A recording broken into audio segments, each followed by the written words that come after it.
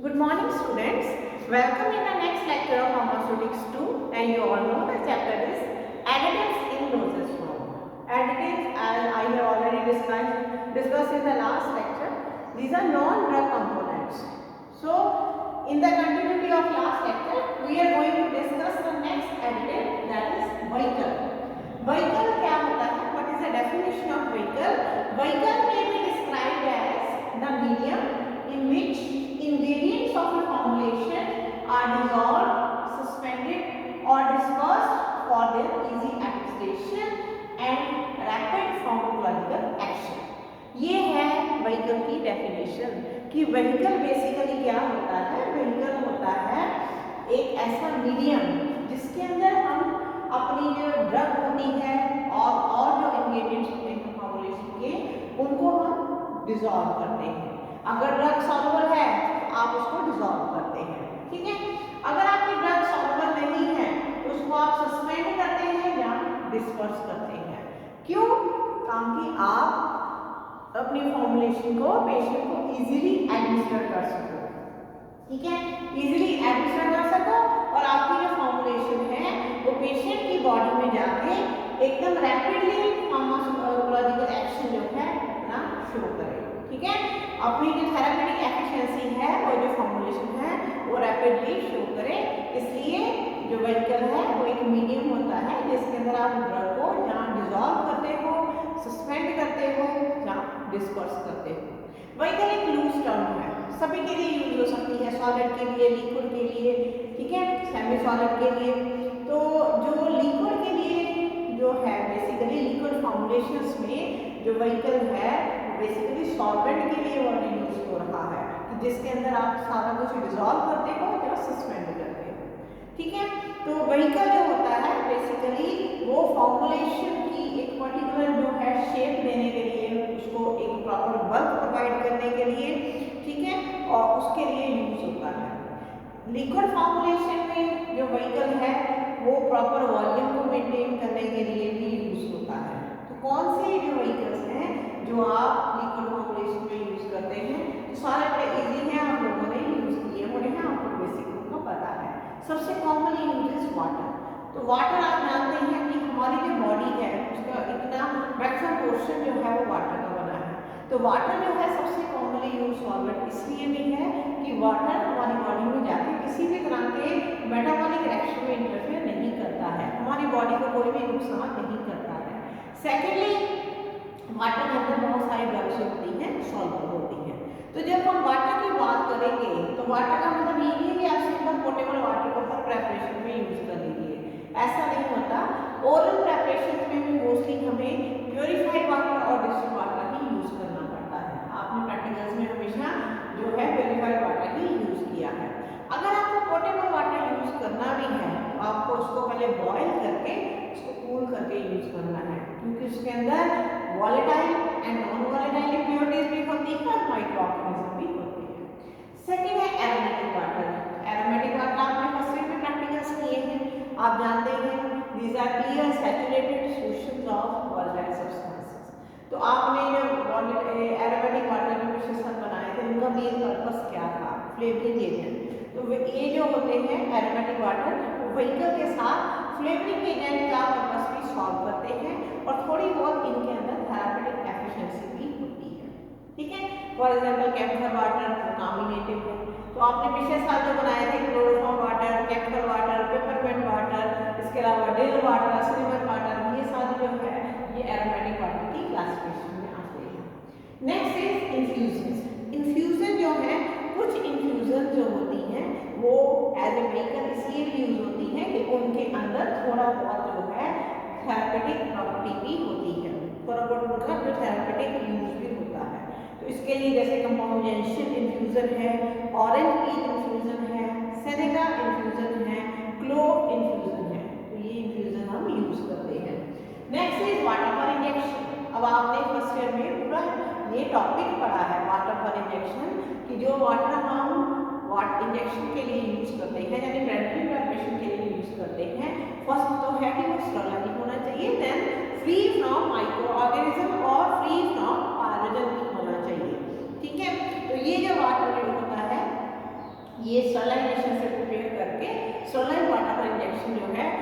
अंदर जो है ड्रग को डिजॉल्व किया जाता है। आजकल वैसे मतलब इंडिविजुअली भी डिस्पेंस होता है कि जो आपकी ड्रग है वो पाउडर फॉर्म में आती है वाइल के अंदर, और वाटर फॉल इंजेक्शन जो है एम्पुल फॉर्म में साथ में एडमिनिस्टर किया जाता है।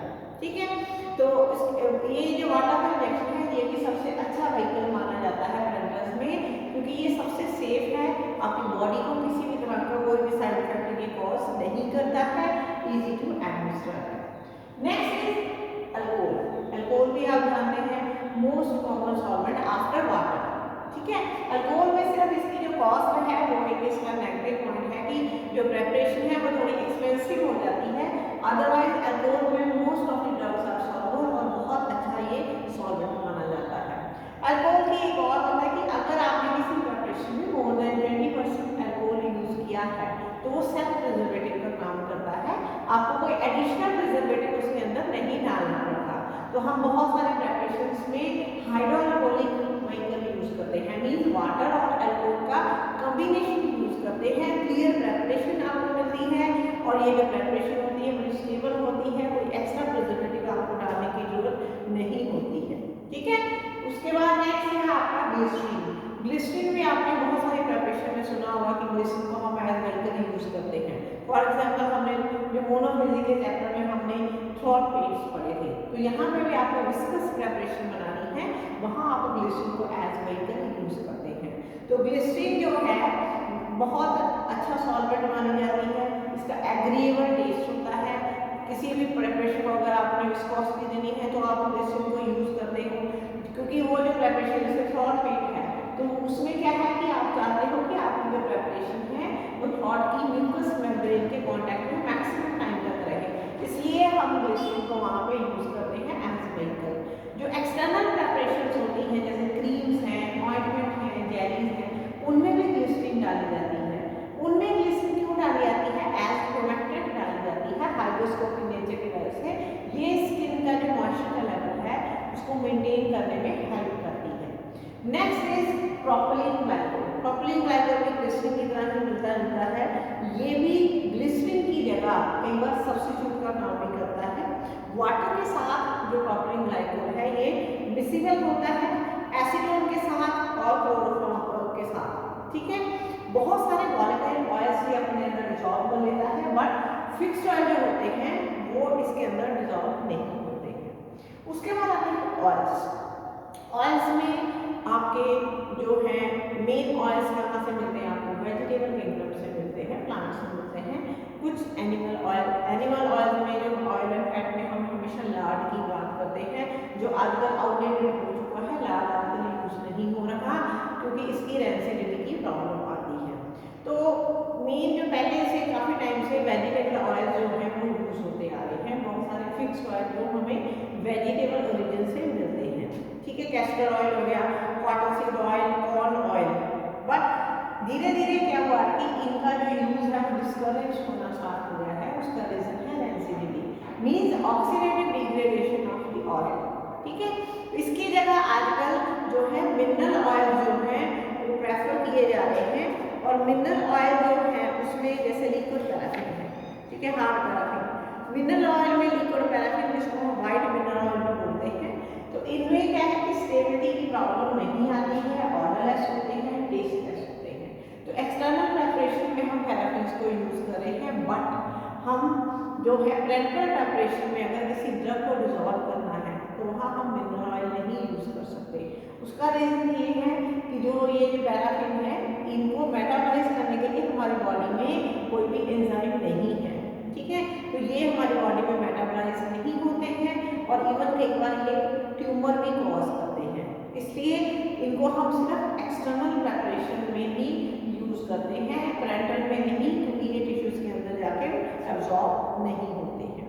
ठीक है, तो बहुत सारे और नॉन एक्वस व्हीकल जो है आजकल आ रहे हैं मार्केट में, जैसे पॉलीइथिलीन ग्लाइकोल, आइसोप्रोपाइल, ये नई जो है व्हीकल जो है आजकल डेवलप हुए हैं। तो ये हो गए आपके कौन से व्हीकल? Liquid vehicles. ठीक है, जो लिक्विड प्रिपरेशन में हम डिफरेंट टाइप के व्हीकल्स यूज करते हैं। अब आइए बेस की तरफ। अब बेस जो वर्ड है वही व्हीकल के लिए यूज हो रहा है, बट सॉलिड और सेमी सॉलिड फॉर्म में यूज हो रहा है।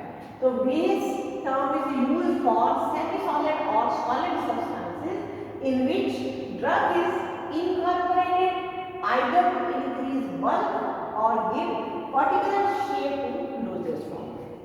अब जैसे ऑइंटमेंट है, सपोस्टिस है, इनके अंदर जो बेस वर्ड यूज हो रहा है वो सेमी सॉलिड और सॉलिड सब्सटेंस के लिए यूज हो रहा है कि ड्रग को हम इनकॉर्पोरेट करते हैं जहाँ तो हम प्रेपरेशन का बल्क बनाने की कोशिश करते हैं, उसके लिए हम यूज करते हैं, या एक पर्टिकुलर शेप प्रेपरेशन को देने के लिए हम जो है बेस को यूज करते हैं। अब जो बेस होता है आपका, जो मतलब सॉलिड हो या सेमी सॉलिड प्रेपरेशन हो, जिसमें भी ये यूज हो रहा है, इसमें जैसे सेमी सॉलिड में ऑइंटमेंट बेस है, ठीक है। तो ऑइंटमेंट बेस बेसिकली कौन सा पोर्शन है, वो एक मेजर पोर्शन है ऑइंटमेंट का, जिसके अंदर आप ड्रग को, अगर आपकी ड्रग सॉल्युबल है आप बेस में डिसॉल्व कर सकते हैं, नहीं तो उसको इमल्सिफाई कर सकते हैं, नहीं तो उसको सस्पेंड कर सकते हैं। तो किसी भी फॉर्म में आप मेडिकमेंट को उसके अंदर इनकॉर्पोरेट कर सकते हो। अब सिर्फ यही नहीं होता कि आपने उसके अंदर ड्रग को ऐसे डिसॉल्व या डिस्पर्स करना होता है, इसके अलावा भी जो बेस होता है वो बहुत सारे फैक्टर्स के ऊपर इफेक्ट करता है, जैसे release of drug from the ointment, ठीक है। उसके अलावा मिसिबिलिटी विद स्किन सिक्रीशन, इसके अलावा miscibility with the other ingredients of the ointment. ये सारी चीजें जो बेस आप ले रहे हैं वो बहुत सारे फैक्टर्स पे डिपेंड करता है, जैसे pharmacological action of the drug, ठीक है, release of the drug from the base, action on the skin, reaction with the skin secretion, ये सारी चीजों को आपको कंसीडर करना पड़ता है, ठीक है। तो इसलिए आप जो बेस लेते हैं उसकी कुछ खास प्रॉपर्टीज होनी चाहिए। ये प्रॉपर्टीज जो है आप ऑइंटमेंट के चैप्टर में पूरी डिटेल में पढ़ोगे। अभी आप बेसिक पढ़ लीजिए कि जो भी ऑइंटमेंट का बेस आप ले रहे हैं, जिसके अंदर आपने ड्रग को डिस्पर्स करना है, क्योंकि वो ड्रग के फार्माकोलॉजिकल रिस्पॉन्स को भी इफेक्ट कर रहा है, तो इसलिए जो बेस आपने लेना है सबसे पहले तो नॉन इरिटेंट होना चाहिए, यानी पेशेंट की स्किन के ऊपर किसी भी तरह की इरिटेशन कॉज ना करे, इजीली एप्लीकेबल होना चाहिए कि आप फिंगर पे लेके आसानी से स्किन के ऊपर स्प्रेड कर सको, इजीली रिमूवेबल होना चाहिए कि अगर आप वॉश करना चाहो तो वो वॉश भी कर सको आप उसको, कंपैटिबल विद मेडिकमेंट, जो ड्रग आप इनकॉर्पोरेट कर रहे हो उसके अंदर उसके साथ उसका कोई केमिकल रिएक्शन ना हो, कंपैटिबल हो उसके साथ, कंपैटिबल विद स्किन सिक्रीशंस, जैसे कोई वुंड है उसमें से ब्लीडिंग हो रही है, उसमें से सिक्रीशन बाहर आ रही है, उनके साथ भी वो कंपैटिबल होना चाहिए, ठीक है। Should release the medicament easily, आपने जो उसके अंदर मेडिसिन डाली है फेस के अंदर वो उसको इजीली स्किन के ऊपर रिलीज कर दे, ठीक है। तो ये कुछ प्रॉपर्टीज हैं। फिर ऑर्डरलेस होना चाहिए, स्मेल नहीं आनी चाहिए ज़्यादा बेस की अपनी, ठीक है। कलरलेस होना चाहिए ताकि वो ऑइंटमेंट के कलर के अंदर इंटरफेयर ना करे। तो ये कुछ प्रॉपर्टीज हैं जो ऑइंटमेंट बेस की होती है, एक आइडियल ऑइंटमेंट बेस की होती है। आपने अगर पेपर में ये आता है तो इसको पॉइंट्स में लिखना है इन प्रॉपर्टीज को, ठीक है। तो बहुत सारे एग्जांपल्स हैं, soft paraffin, hard paraffin, liquid paraffin, wool fat, wool alcohol, polyethylene glycol, इतनी टाइप की एग्जांपल्स हैं बेस की। ये आपने फर्स्ट ईयर में भी ऑइंटमेंट बेसिस को डिटेल में पढ़ा हुआ है, ठीक है। अभी सेकंड ईयर में भी ऑइंटमेंट का चैप्टर आएगा तो डिटेल में आप ये सारे बेसिस पढ़ोगे। सिमिलरली क्रीम के बेसिस हैं, सिमिलरली पेस्ट के बेसिस हैं और जेल्स के बेसिस हैं। इन बेसिस को आप डिटेल में सेमी सॉलिड के चैप्टर में आगे भी पढ़ोगे। अब बात आती है सपोस्टिस की। सपोस्टिस क्या होती है? स्पेशल शेप्ड सॉलिड फॉर्म होती है। ये देखिए ऐसी शेप जनरली इनकी आती है, अगर किसी ने नहीं देखी हो, ठीक है। स्पेशल शेप्ड सॉलिड फॉर्म होती है और ये किस लिए होती है? Meant to be inserted into one of the body cavities, आपकी बॉडी की कैविटी में प्लेस करने के लिए होती है, ठीक है। और ये जैसे वजाइना में, यूरेथ्रा में, नेजल कैविटी और ईयर की, ठीक है, इन कैविटीज में ये प्लेस करने के लिए बनाई जाती है, ठीक है। रेक्टम में प्लेस करने के लिए बनाई जाती है। तो अब इनके अंदर भी हम ड्रग को किसके अंदर डिस्पेंस करेंगे? सपोस्टिव बेस के अंदर। जो व्हीकल है दैट इज सपोस्टिव बेस। अब सपोस्टिव बेस जो है वो ऐसा होना चाहिए कि वो जब ड्यूरिंग स्टोरेज जो सपोज बनी है उसको सॉलिड बना के रखे, उसकी फॉर्म को, उसकी रिजिडिटी को, उसकी शेप को मेंटेन करके रखे, ठीक है। और जब उसको बॉडी की कैविटी में प्लेस किया तो बॉडी के टेम्परेचर के ऊपर ये बेस मेल्ट हो जाए और उसके अंदर इनकॉर्पोरेटेड ड्रग को रिलीज कर दे, ठीक है। कि ये बना के भी उसको हार्ड रखे ड्यूरिंग स्टोरेज, और जब हमने अपनी बॉडी की किसी कैविटी में सपोजिटरी को प्लेस किया तो वहाँ पे जाके ये मेल्ट हो जाए, सॉफ्ट हो जाए, मेल्ट हो जाए और ड्रग को रिलीज कर दे। ऐसी प्रॉपर्टीज होनी चाहिए एक सपोजिटरी बेस के अंदर, ठीक है। तो बहुत सारे ऐसे हैं बेस जो मतलब यूज होते हैं सपोजिटरी बनाने के लिए, जैसे थियोब्रोमाइड, glycerol, पॉलीइथीलीन glycol, coconut oil, styrene, ऐसे बहुत सारे ऑयल और फैट्स के कॉम्बिनेशन या उनके मिक्सचर भी यूज होते हैं एज सपोजिटरी बेसिस। कोई भी आइडियल सपोजिटरी बेस नहीं है, बहुत बार हमें कॉम्बिनेशन को भी यूज करना पड़ता है, ठीक है। तो ये है आपके सपोजिटरी बेसिस। इसके बाद नेक्स्ट आ रहा है आपका डाइल्यूएंट। डाइल्यूएंट के नाम से आपको समझ में आ रहा होगा, डाइल्यूएंट आपने पिछले साल टैबलेट में भी पढ़ा है, कैप्सूल में भी पढ़ा है। डाइल्यूट करना, ठीक है, ड्रग की कंसंट्रेशन को डाइल्यूट करना। तो डाइल्यूएंट्स क्या होते हैं? These are inert substances specially added to increase the bulk of a drug और to decrease the concentration of drug, ठीक है। डाइल्यूएंट का पर्पस क्या है? आप किसी फॉर्मुलेशन में डाइल्यूएंट को क्यों डालते हैं? पहली चीज उसके बल्क को इंक्रीज करने के लिए, ठीक है, और दूसरी चीज उसकी कंसंट्रेशन को डिक्रीज करने के लिए। अब अगर आपको याद हो, हम लोग बात करते हैं जैसे डाइल्यूएंट की करते हैं, तो डाइल्यूएंट जो है हमने प्रैक्टिकल में मैंने आपको यूज करके दिखा दिया, पोटेंट पाउडर, ठीक है। आपको मैंने यहाँ पे आर्सेनिक ट्राइऑक्साइड की कैलकुलेशन भी सारी बोर्ड पे करके दिखाई थी। प्रैक्टिकल में मैंने आपको आर्सेनिक ट्राइऑक्साइड का परफॉर्म करके दिखा दिया है कि जो आर्सेनिक ट्राइऑक्साइड है उसकी जो डोज है दैट इज जस्ट 2 mg। तो आप पेशेंट को 2 mg नहीं डिस्पेंस कर सकते, 2 mg में क्या बल्क बनेगा, ठीक है। तो आप क्या करते हो, डाइल्यूशन मेथड से लैक्टोज को डालते हो as diluent. Lactose is most popularly used diluent, ठीक है। तो आप लैक्टोज को डाल दे डाइल्यूएंट और उसकी ड्रग की कंसंट्रेशन को आप कैलकुलेट करके 100 mg के 9 पाउडर हमने प्रैक्टिकल में बनाए थे, ठीक है। तो डाइल्यूएंट जो है एक तो बल्क बनाता है, देखिए 2 mg पेशेंट को नहीं दे सकते आप, 100 mg पेशेंट को दे सकते हैं। दूसरा ड्रग की कंसंट्रेशन को डाइल्यूट करता है। तो डाइल्यूएंट जो है बहुत सारे जो ओरल प्रिपरेशंस में यूज होते हैं, सुक्रोज है, सॉर्बिटोल है, मैनिटोल है, लैक्टोज है, wheat starch, coconut starch, tattoo starch, rice starch, microcrystal cellulose, ऐसे बहुत सारे डाइल्यूएंट्स हैं जो हम यूज करते हैं। अब डाइल्यूएंट जब हमने लेना है, कैसे हम उसको डिसाइड करते हैं कि उनकी भी कुछ प्रॉपर्टीज होनी चाहिए, ठीक है। जैसे हमने कैप्सूल में, टैबलेट में या पाउडर में किसी में भी डाइल्यूएंट को हमें डालना है, उनकी क्या प्रॉपर्टीज होनी चाहिए?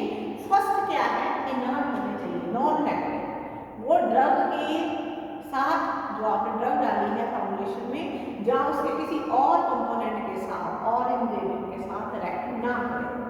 सेकंड क्या है, कंपैटिबल विद अदर इंग्रेडिएंट्स, ठीक है, other ingredients of the formulation, उनके साथ कंपैटिबल हो, जो भी और इंग्रेडिएंट्स आपने डाले हैं उनके साथ कंपैटिबल हो। Third, physically and chemically stable. Physically stable means उसके ऊपर मॉइस्चर का, टेम्परेचर का, ठीक है, इन चीजों का इफेक्ट ना हो ड्यूरिंग स्टोरेज। और chemical stable mean during storage कोई केमिकल एक्शन से प्रोडक्ट जो है वो खराब ना हो और should not effect the bio availability of the drug.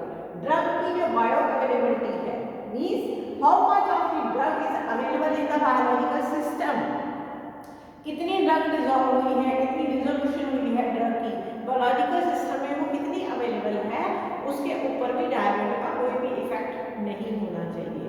तो ये है आपका डाइल्यूएंट। इतने जो मैंने इसके हैं, इनके अलावा कुछ सॉल्ट भी है, जैसे कुछ सोडियम क्लोराइड है, ठीक है, और कैल्शियम फास्फेट है, कैल्शियम सल्फेट है, ये भी डाइल्यूएंट की फॉर्म में यूज होते हैं, ठीक है। डाइबेसिक कैल्शियम फास्फेट DCP काफी कॉमनली यूज होता है डाइल्यूएंट। अब जो अब एक्सटर्नल प्रेपरेशन देखिए, मैंने आपको लैब में डस्टिंग पाउडर बना के दिखाया था, उसमें हमने टैल्कम यूज किया था। तो टैल्कम है, क्लोरीन है, स्टार्च है, ये सारे जो होते हैं इनको हम डायरेक्ट यूज करते हैं एक्सटर्नल प्रेपरेशन में, ठीक है। जैसे टैल्कम है, टैल्कम की खासियत क्या है, ये स्प्रेडिंग प्रॉपर्टी प्रोवाइड करता है।